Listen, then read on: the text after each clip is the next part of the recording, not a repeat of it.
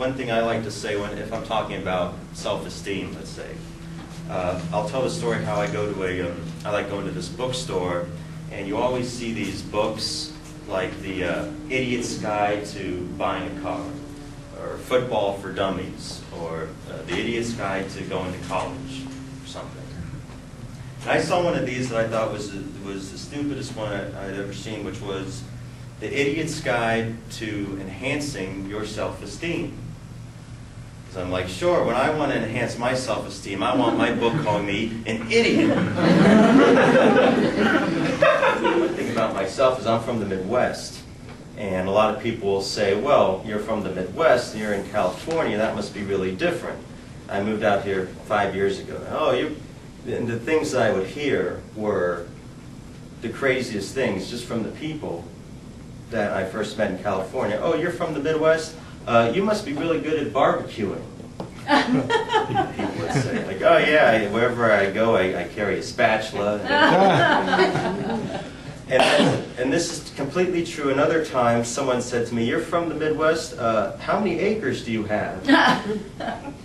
And I just lost it at this point. I was in San Diego, and I said, listen, lady, just because I'm from the Midwest does not mean I have a lot of land.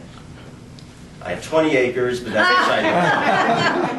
So when I was in my master's program, I did some research about this, and I found out that there is a connection between leadership, between humor, between being persuasive, these things that you think about when you think about leadership. So let's say to you being a leader is being persuasive. One of the things I did in my research was I showed commercials to a group of people, and I had some commercials that were funny and some that weren't funny, and I tested them to make sure that the funny ones were funny, and since everyone has a different idea of what it means to be funny. And I looked at if the funny ones, people were more persuaded to buy that product or not, and if the non-funny ones, people were more persuaded. I found that there was data that backed up the theory that if something is funny, it is more persuasive. So I started talking about this insect called a cicada, and they're really prevalent in the eastern part of the country and in the Midwest. And what happens is these little bugs, they live underground for like 17 years, and then they come up. And then they find another cicada, they make love, and then a few weeks later they die.